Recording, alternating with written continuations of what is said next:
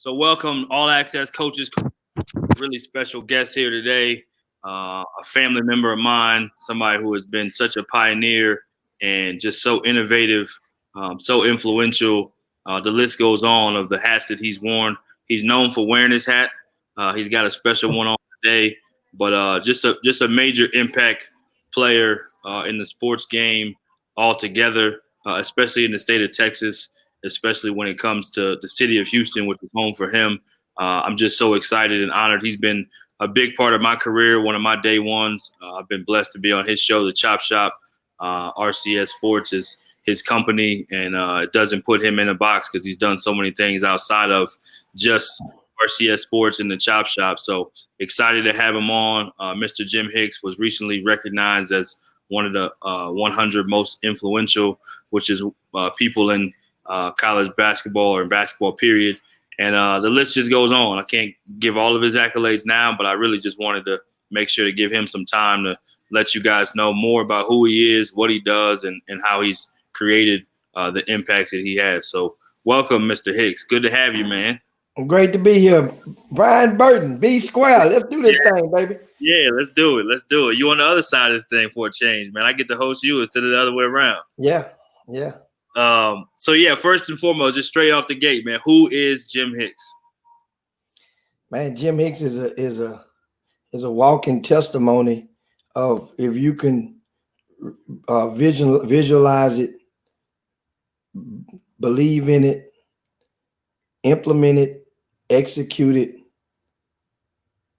cultivate it, then you could do it and do it well and do it a long time. And so myself, I'm just a little old me. I came up with a dream, not necessarily a dream. I was inspired to do this, believe it or not, back in summer of 2000. And I went to an event up in Dallas, in Denton, Texas, the Great American Shootout. Yep. So directly, that event was operated by Mike Kunstadt, who's the godfather of all Texas grassroots basketball when it comes to doing for his event operators. He's been doing it the longest and probably is going to be unmatched by the time he lands the plane on his career. But I was at that event. And so at that time, I had one of those little cameras, the little handheld portable little camera, not a recorder, but a camera. Oh, yeah. Ching-chings. And so I was going to this was the last day. It was a Sunday. I never forget this. So the semifinals and championship games just being played. I dashed over to the table where the score sheets were. And I was going to click a picture of the score sheets. That way, when I get back to Houston, I can write like a little blog, a little recap of how things went. Right. Now, I didn't have official service at that time or nothing like that. And they was like, no. You can't take a picture of these. You get these. We're going to put this information to be on our website tomorrow. I was like, well, I just want to get no. Go to TexasHoops.com and you'll be able to get this info. Right. So now I'm feeling some kind of way. I'm riding back to Houston. That ride down 45 South, by the time I got to Huntsville, nevertheless, Conroe, the Woodlands, Spring, Houston. Right. I probably didn't listen to one song on the way back. I probably didn't take no phone call. I had pretty much put together a blueprint of what I wanted to do with RCS Sports. And that's how I never told that story publicly. That's how RCS Sports was derived. Now, so why RCS Sports? Well, because at the time, Hal Passner had what was called Vision Sports. So, you mimic something. It's like, well, Vision Sports was hot at the Kingwood Classic and stuff. Well, RCS Sports, because who knows? I may want to do more than basketball. So I left it open and just put RCS Sports. That's how it was pretty much morphed into into I guess how would you say it? A point of emphasis and a launching pad was that event back. I mean, this company back then. Yeah, got to give props to Mike Kunstad and what he's done. I never knew that story. I don't know if many others have heard that story, so I'm glad you shared that. You heard it here first on Coach's Corner. Yeah, the part I would say is and I would piggyback or follow that up with just it's one thing to be inspired, and you said a lot of these things about execution and innovation and longevity. How have you been able to execute for a 20-year span? Because there's been a lot of people that have come and go and been inspired just like you were, maybe at a different time, maybe at a later time, but there's been a lot of people come and go in this game, but RCS Sports has been a staple as much as Texas Hoops has. And in a lot of ways has brought a different level of innovation for our community, especially, meaning the minority community, the Black community. And so I'm just curious if you can just share a little bit into how you've been able to create on your own. You just started it, had an idea, which other people have done too. How have you been able to stand decade after decade? Well, relationships, they're like seeds. You have the choice to where you opt to sow those seeds, to plant those seeds. You have the choice on whether you want to do, on where you want to plant those seeds at. And part of my plan when I built the company, like I say, I had detailed, and as far as when I was telling you about the trip about going back to Houston on that Sunday afternoon. And part of it was I was going to cover the greater Houston area, not the state of Texas. I didn't have a ill will in my mind saying that, I want to go and compete against Mike Kunstad and Texas Hoops. That was never the case. And to this day, 20 years later, to this day, they always call and make sure that none of their dates is coinciding with my dates. Wow. To this day. Wow. To this day. Wow. It's just a respect thing that's grown over time because they know I never came after them. I just wanted to, just a different, just the way people were raised. And that was their turf. I look at them like this. They were the Texas Rangers. They were the DPS, the guys in the black and white cars. When you're riding and you're speeding, they pull you over on the highways in Texas. Them black and white cars. That's what the Texas Hoops was at that time. Well, I was just going to be HPD, Houston Police Department. So I was going to serve and protect Houston. I wasn't trying to give tickets in Dallas or San Antonio or El Paso or the Brownsville or McAllen. That wasn't my Corpus Christi, covering greater Houston. Right. And that way, that was my turf. Well, it had grown to become my turf. So it was nobody else doing it at the time. So there was no blueprint.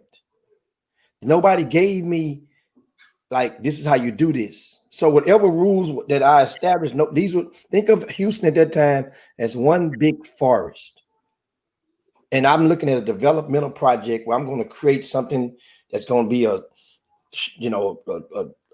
living area, a living community, mall, shopping. I'm just saying, so that was kind of like nobody was doing it. And the relationships came, whereas part of my plan was to go and create a list of the top players from greater Houston. Create that list, take that list, and go to the Final Four. Find the headquarters of the Final Four. Stay in that lobby and don't leave until I've given every coach that I can find a copy of that list for free. Understand? And that list also included phone numbers. Now, at that time, some of the phone numbers were of some of the summer coaches and the grassroots coaches or whoever was in power at that time. I grow them, but I'm giving away the intel like I'm the paper boy back in the old days on the corner. I'm just giving away the paper. And those booklets, I'm gonna show you. I have one right here on the side of me. And it's funny that you brought that we went into this topic. And because I have I know within my grasp, I'm gonna pull up the very first. How about that? The very first recruiter's cheat sheet book. Right? And I'll just go inside of it. The very first booklet.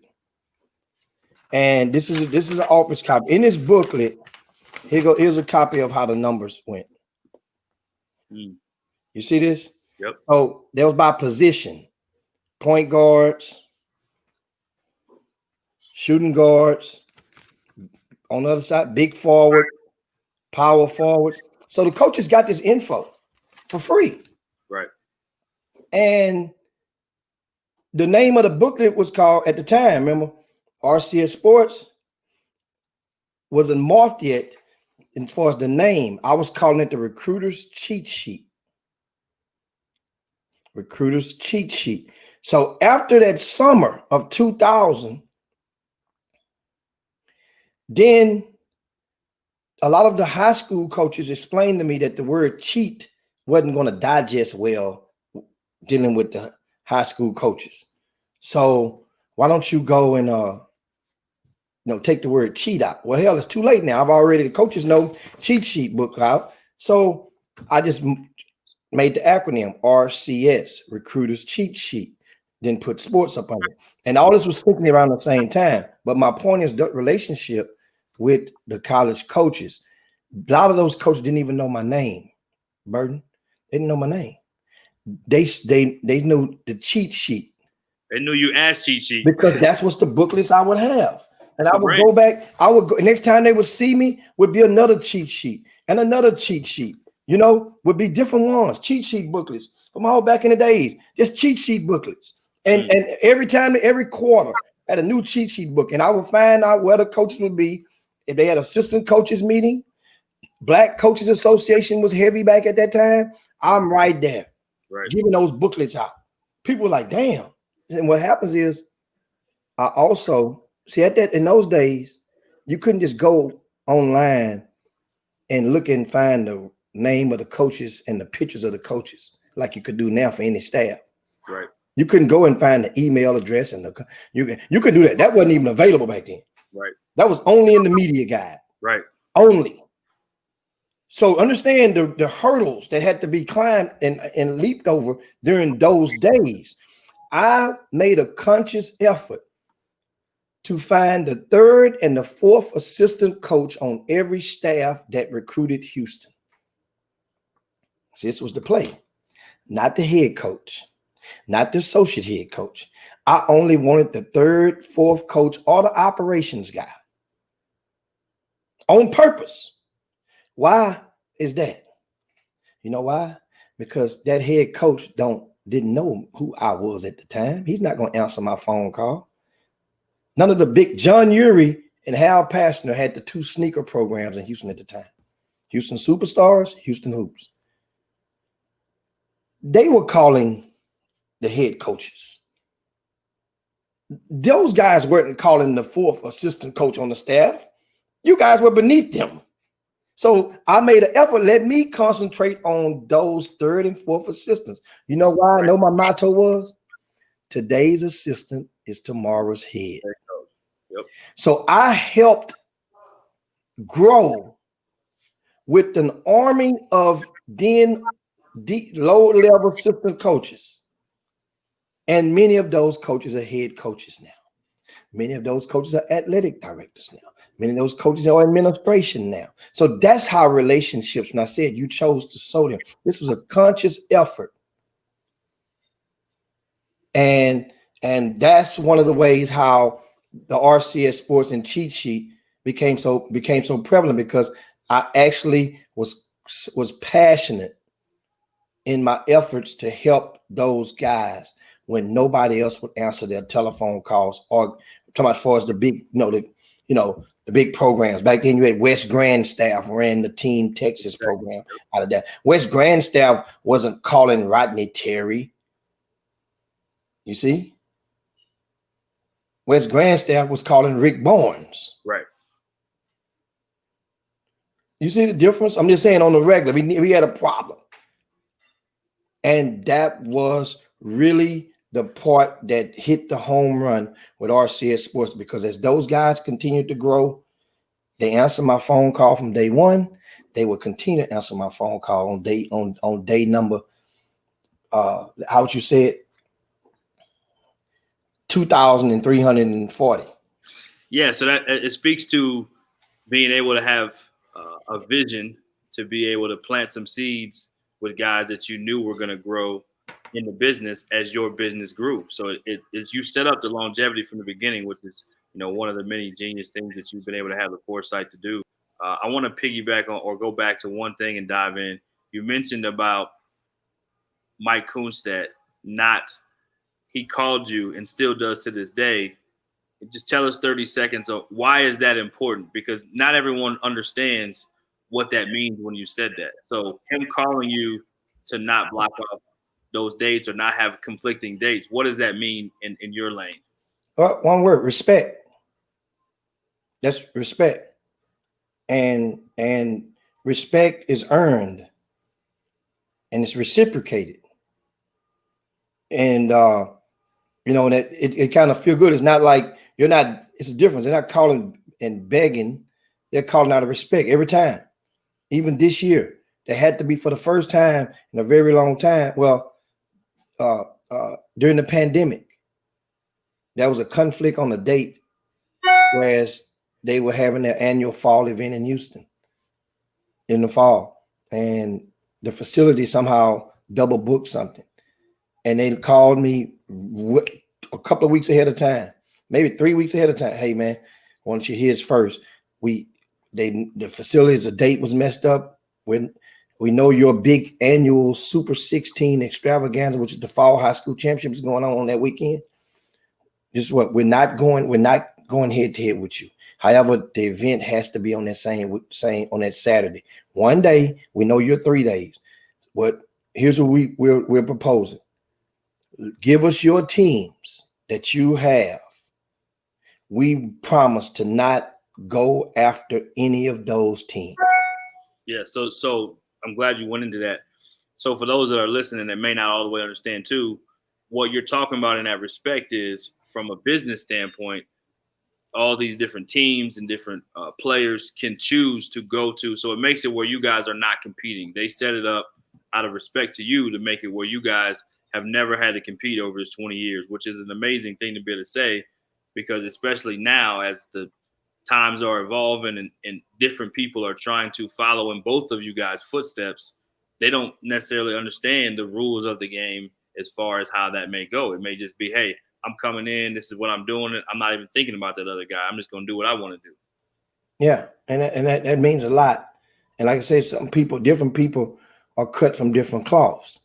And if you're getting along, it's much easier to get along than to not get along.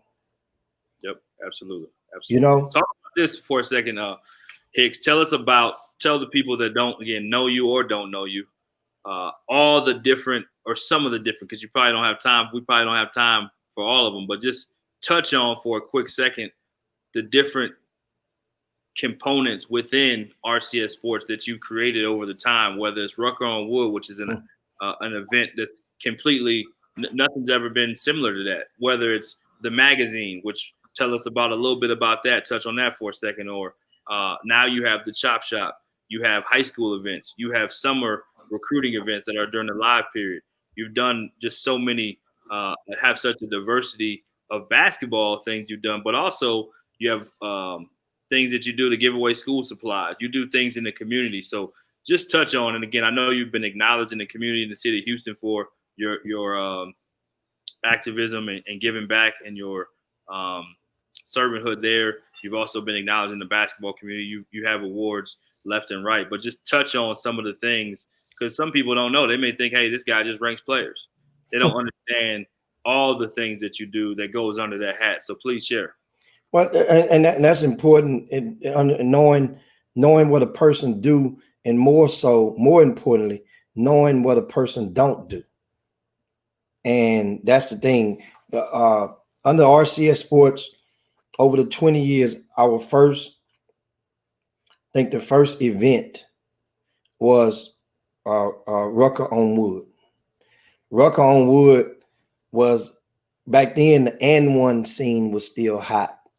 Skip to Malou had just came with the Rockets, and everybody was doing the mixtapes, and the N1 stuff they were making a tour around the country. So Rucker on Wood, a lot of people got re-educated on the history of Rucker Park. And down in our area of Texas, what you didn't see a lot of high school kids playing on a consistent level in the parks, in those types of 3-on-3s or 5-on-5s, where people were standing around waiting on next up. And if you lost, you probably had to wait 4 games to even get back on the court. That is not what you saw. So that means the only time that young people played organized open gym was probably at their own school, against the players who are already inferior to them. Right. I say it's a foul. Give me my ball. No, you travel. No, hush up, my ball, because you big man on campus. Right. So Rucker on Wood was an opportunity to go, and we personally hand plucked a few players to just come out for an open gym. And when it first started, with shirts and skin at Hightower High School. Greg Wise was the coach at Hightower at the time. They went to state 2 years in a row. So Hightower ended up being hot 2002 and 2003. They ended up going to state back to back, right on the heels of Willow Ridge going back to back 2000 and 2001. So we started Rucker on Wood, and then that blasted off, and it's been going on every year since. The next thing that we did was the spring icebreaker. The very first spring icebreaker was in 2001. Back then, Burton, it was always, once again, that weekend was the weekend after the UIL state championship. That weekend used to be taboo, meaning that nobody played on that weekend, because that was a weekend that generally was reserved for the grassroots teams to start having practice officially. Because back then, a lot of the grassroots teams didn't touch messing with the players, mess with them during the high school season. They waited till it was over with. Back then, the respect was just there. Right. For the most part, I'm quite sure somebody did, but for the most part, about the higher end teams didn't do it. Well, we do spring icebreaker, and the spring icebreaker was generally, understand, nobody probably, this is some more tidbits. Probably people didn't know. The spring icebreaker was actually designed for the high school teams to get a look at a sneak peek at their upcoming teams for the following season, so that it would give some opportunity for certain players to cut themselves before coming all the way back in August to school. So that means now that's what it was designed for. It was basically primarily the spring icebreaker for the first 2 years was, remember, because the summer teams were practicing on that weekend. But these were all high school teams and like 4 unsigned senior teams. We called them stragglers back then. We would make 4 teams of unsigned seniors, and the rest of them would be high school teams only. And it was a live viewing period for NCAA Division I coaches. So the spring icebreaker, this right here,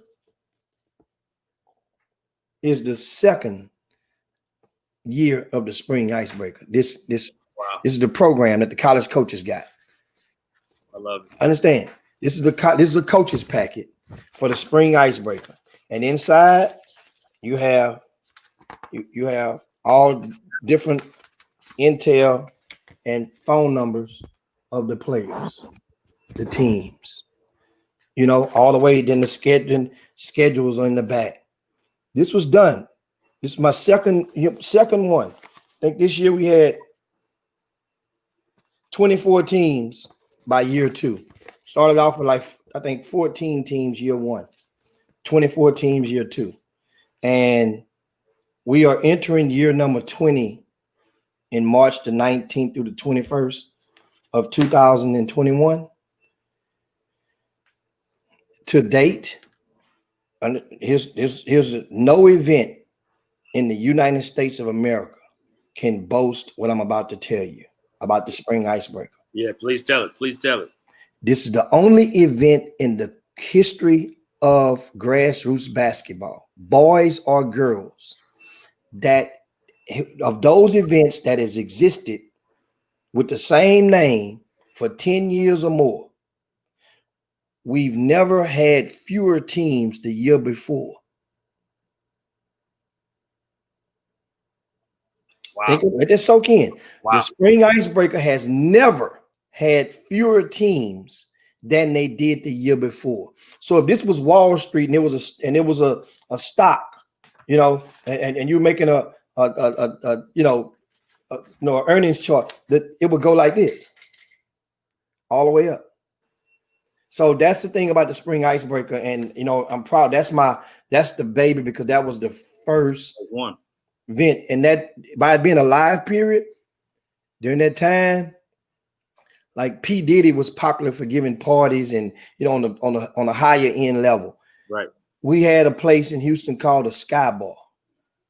Scott Gerdner's Sky Bar. I went and worked a deal. They had a live music. It was on the rooftop of a building in the shadows of downtown. Yep. And it was the hottest spot in the city of Houston. Yep. There would be a line wrapped around the building it was 25 and older to get in. It wasn't no kiddie place. Mm-hmm. I went and worked a deal with the owners of that facility to let all my college coaches, if all they do is bring a business card, they would get in free. Didn't have to wait in line. Yep. Didn't have to wait in line. That was, I mean, people on the line wrapped around the building, like I'm talking about, like, and people standing in that line. Coaches come to the Sky Bar, and that way they got a chance to fellowship at nighttime. So that means the hospitality helped to water and nurture those seeds. Relationships. Yep.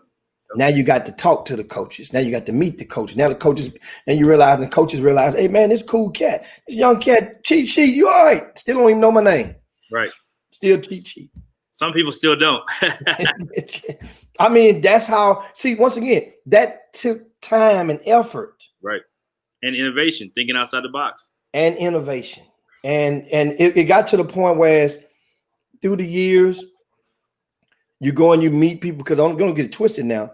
College, you can set up and you can build it all you want, but you got to have talent. The city of Houston, remember, came on the heels of the TJ Ford. That class was going out the door when I came in with RCS Sports. But in 2002, the balance of power shifted back to Dallas, to the DFW area, which made the state of Texas still hot, which was okay. Right. When I'm just starting. But because 2002 had Chris Bosh, you know, Ike Diallo and Daniel Harden, all those guys, class 2002. But then the power shifted back to Houston for 2003, 2004, 2005.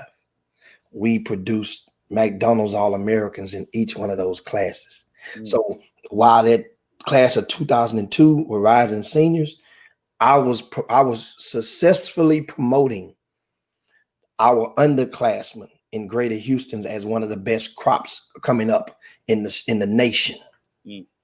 So this is how you got to do it as well. You got to be able to go out on the plank and put your right pocket on something. And if you get it right, then you become the Swami. If you get it wrong, then people ain't gonna believe nothing you say. Right. So coming out the gates, because a lot of people had missed. People knew about TJ Ford and Daniel Ewan, Lawrence Robert. People missed on Lawrence, but people knew about Emeka, and people really kind of missed on Emeka. You couldn't got him on the down tick. Right. They knew about Emeka because Carlos hurt. They come to see Carlos Hurt play and like, oh hell, who is this kid getting his rebounds? So now people realize, oh man, we can't miss on this again, because now college coaches, the bosses will get on the assistants, as you very well know. When another kid signs in your conference and you're supposed to recruit that area, but you really ain't recruited this kid, your boss want to know what, Brian? What your boss gonna ask you? How do we not get him? Bingo. And depending on who your boss is, he really means it. He really means that. Might be some heat behind that. Your job could be on the line. No question. And a lot of people don't realize that's how it goes to this day. Yep. Why the hell we didn't get this kid? So now we have youngsters. That class of 2003 that was in Greater Houston that shifted the power back. Indy Eby, Kendrick Perkins, Von Wafer. Hell, that's 3 McDonald's All-Americans from the Greater Houston area right there in 1 year. Yep. Cartier Martin, Lanny Smith, Tack Minor. Just to name a few. We were loaded in 2003. 2004, we got some young ones coming up. Man, these young ones got a chance to be special. One name is Daniel Gibson. You guys became affectionately known as Booby. Jawan McClellan, 2004. This same class. Yep.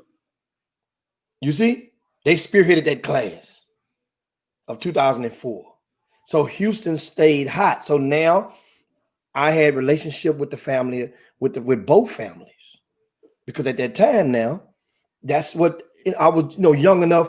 Relationship with Jawan's father and his mom married, but more so his father, who ended up passing away June of 2004. Never got to see Jawan play a college game at Arizona.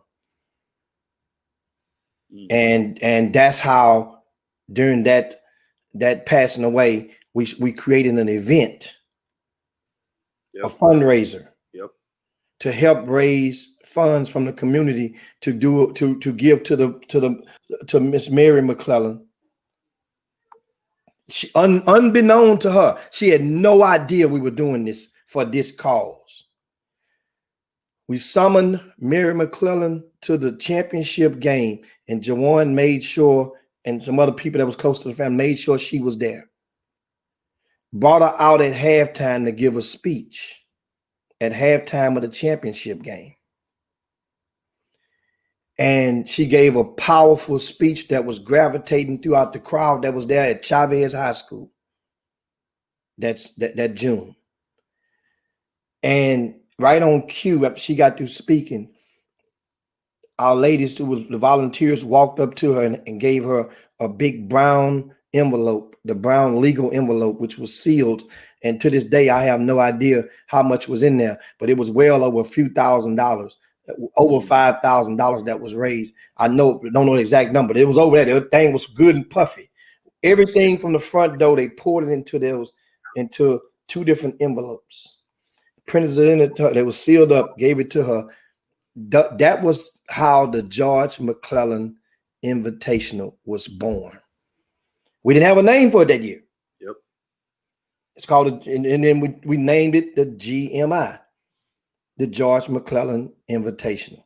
One of the police officers in the area, Marjorie, she went and got the paperwork in the 501c3 done, did for it. And through the George McClellan Invitational, every year, aside from this pandemic year, we would go and have back to school drives. We supplied clothing, school supplies, after school athletic wear, including sneakers, designer sneakers, boxes of them to students, regardless of age, every August. Around the winter time, when it gets cool, we had what they call covering the community. We would provide blankets, quilts to the homeless. We would provide air conditioners we did for the elderly. You know, somebody that air conditioner went out, a relative or a friend of the family, guess what? George McClellan Foundation is right there. So those efforts of giving back And the way I was raised, my mom was a school teacher for 37 years. My mom actually taught Robert Parrish in the first grade up in Shreveport, Louisiana. And I learned giving back because my mom, when she moved to Houston, I was a year old, and we moved to H-Town because most of her side of the family lived in Houston. And I would soon notice, because by her being a teacher, you got to pay attention. She's always doing lesson plans and, and writing on the chalkboard. And I noticed even when we go to church, mom would always have the check, and it would go in a different basket than the regular offering. And that was the tithe. So part of giving back is related to that tithe. Amen. That you giving. And so that's kind of like was embedded in me. Yep. You got to find a way to give back. Yep. You don't have to go and have a parade when you do it, but you got to find a way to give back. Otherwise, somebody's going to take back. Yep. Whatever your higher power is, it's going to find a way to take back if you ain't giving back. Yeah, I think you carry your mom's legacy in an amazing way. I think you're one of the best at giving back, and you're not looking to get pats on the back. And most people don't always even know what you do, but you're such a person of influence in that city. I can think of numerous times when you've helped me and didn't have to, and never told anybody else. Helped me with whether it was the interview, whether it was not just basketball, even related. As a person, you just always had that servant's heart and carrying your mom's legacy in an amazing way. So I salute you for that. I think that part should be applauded even more than it is. So I want to make sure we said that. I'm glad you touched on that. Hey, before you go, and speaking of my mom. Yeah, please. Part of those relationships, throughout those years, my mom retired from teaching, and she would, just getting older, as she got older, I moved in, stayed with my mom, and took care of mom, as opposed to like making decisions. You can put mom in hospital in one of those nursing homes, or you can make and take care of mom. So I was helping to take care of mom. We had a provider would come over certain times of the day and sit with her. But then sometimes she would have to go to the hospital. Mom had first started with a hip surgery, then a knee surgery. Then while that hip not healing right, now they got to have the other hip surgery because you put too much weight. Then another knee surgery. So then the respiratory not going right. So then it's just all different types. So mom would go in and out the hospital on a regular. As mom was going in the hospital, tell you how relationships go. This is true story. And I had to dig it up somewhere in the photo book album. College coaches would flood the hospital with get well cards and T-shirts. Every time mom go in the hospital, it was within a matter of time, cards would be up, and mom was the type, she would tell the nurse and put the nurse ass to work. Hang that on thumb. There goes some thumbtacks, baby. Put that on the wall. And cards would be all over the wall in the hospital rooms. Not one visit, maybe 3 or 4 different visits. Otherwise, each wall had the wallpaper were cards from different colleges with handwritten, with get well messages for Ms. Hicks. So coaches had never met my mom, but they knew my mom because I talked about her all the time.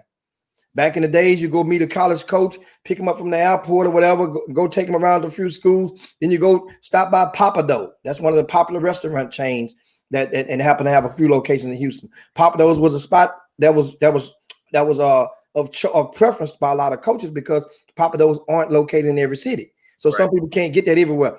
Guess what? Those coaches would know, Hicks, order something for mom.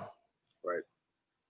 Love it. Mom would wait up every night for me to come home, to come through the door with her plate, and she would say to have the same salutation as I walked through the door. She was sitting in the recliner, and I walked through the door, and the salutation, it was twofold. She would say, "Praise God." 1, for me making it home safely. 2, for me bringing some victuals to old Mama Hicks. But that's my Mama Hicks story. I want to get you. Go ahead and proceed. Oh, I'm glad you did. We're going close kind of on the same breath. We're going to talk about your legacy. Obviously, known as having the best hospitality room on the circuit anywhere in the country, a connector, an innovator, a businessman, a leader, a man who gives back. The trusted brand that you've built, almost like Coke. It's so trusted when people, whether you come up with something new or not, they just know if RCS Sports has stamped it, that's what it is. You know, we're doing it. So, what do you want your legacy to be as we close today? And thanks so much for joining us. Well, I mean, that's one of the things that part of the legacy is to one day be recognized for a lot of the roads that I helped pave that inspired others to involve themselves in the amateur basketball scene. This stuff is not easy because there's nothing without the relationships. And a lot of people, indirectly or directly, I know I've inspired, motivated. Now, whether their intents were for good or being Dr. Evil, it still was motivated and inspired them to involve themselves into the directly or indirectly into giving back or helping with the exposure component of some of the young men. We also published a magazine called The Magazine. Started that in 2004. And that magazine grew to become the largest annual periodical in the United States of America of any high school, talking about a high school basketball publication. There was nothing larger than the magazine. Matter of fact, back in the days, remember the old bookstores used to be called Borders bookstores. Yeah. We were the number one selling periodical of the fourth quarter of Q4 for 3 years in a row in Borders bookstore in Greater Houston. In 2008, or was it seven or eight, when President Obama won the first election, that Time magazine was the only thing that outsold the magazine in Q4. Wow. That front cover of Time magazine. I mean, that's how popular the magazine was and is. We also do outreach stuff. We've helped with certain players, former players that end up getting locked up and getting incarcerated. And we've helped, get some of those guys and secure them bonds and funerals. Players, sometimes you never know. A lot of people in the basketball community have passed away. I had family members passed away in the immediate family. We go in to help, throw the hat around the ring, and get a good love offering for that. Those are little bitty things that aren't on the menu, but they are required. That's part of what you sign up for. If you're covering the area, that means when the ball stopped bouncing. Yep. Are you still covering the area? And that's what a lot of people, they will remember my efforts when I'm long gone. They remember me from just being there and always trying to help other people that came along the way. If they had the opportunity to eat, I've always been approachable and willing to find a way for somebody else to eat. And that's important as well. So that's kind of like one of the things, as far as the rankings part, that's the very last thing that we do at RCS Sports. About 6 years ago, I ended up hiring Doug Jones as my assistant. And then Big Doug, yeah. And that way it could kind of it enabled Doug to free up hours of my day to do something that he had a passion for to do. He wanted to get into make a name for himself. Huh? And make a name for himself. Yes. So then fast forward to 2020, October the 1st, we hired another young guy, Jeffrey Day. And he was working with another company. I saw how acutely his penmanship was good. His articles were great, and got him in. That way now Jeffrey Day frees up hours of my day. Yep. So now I can concentrate on finding ways to turn 20 years into 25 years, or maybe 25 years into 30 years. Yep. Otherwise, if you're not innovating, because you got to innovate in this stuff, then you're going to get passed by and you'll become a day-old donut. And that's the thing. Want people to remember me, that they can remember me for a lot of things, but one thing that I would not hope that they would remember me for is a day-old donut. I want to be hot out of the grease. I want to remain warm. Right. Matter of fact, you get you a good cup of milk, because and matter of fact, get a quart, because I'm gonna be right there and ready. Like that Krispy Kreme sign is always hot and ready. Yes, indeed. Oh man, for sure. So that's pretty much it, man. It's a lot. We could go on and on. Might need to get a part 2 in there one day soon. With the left on the table, you got to we got to proportion it out. Can't give it to them all at once. They can't handle that. You can't do this all at once. Even buffet, can't do that. Was that one episode of Godfather? Exactly.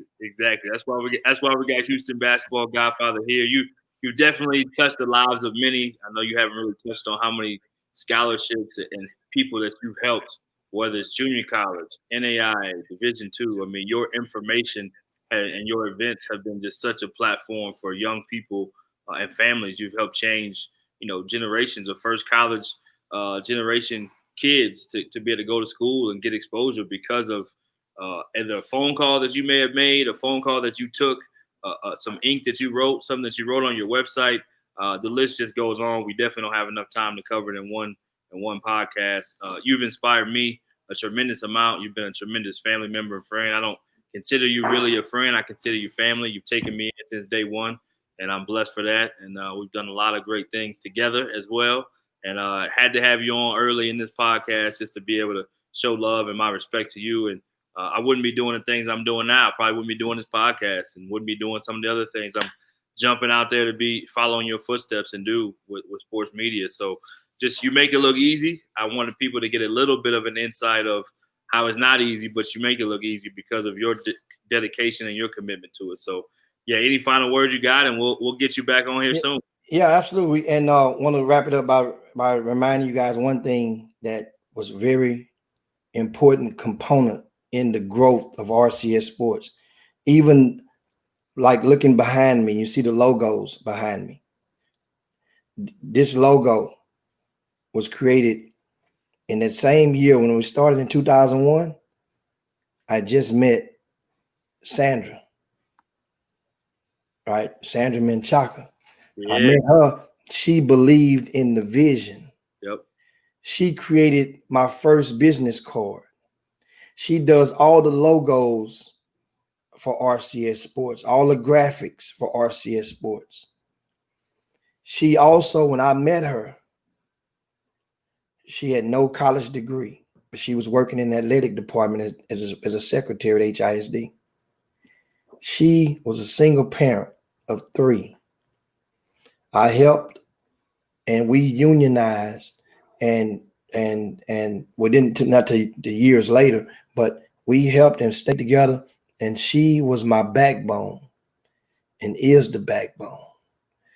Amen. She went through and got not one college degree, but she got a master's degree 2 years ago. Yes, she did.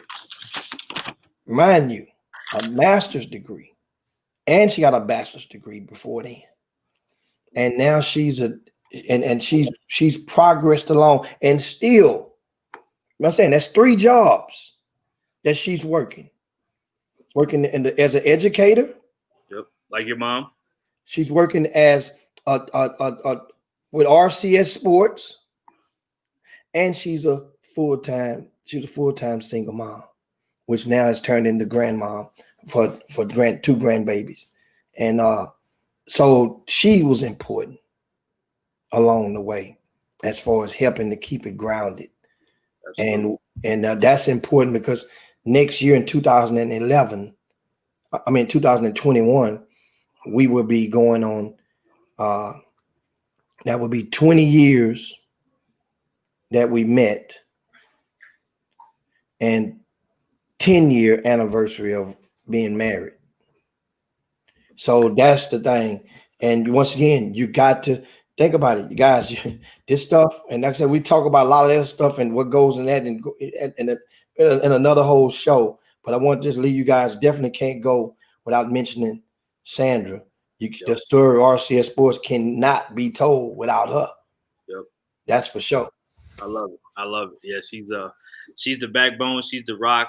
I'm blessed to know her. She's family too, and I got to be the host. I can share this a little bit inside. I got to be the host of multiple date nights. See, they have date night every week, and I got to be the date night coordinator when I was at Lamar.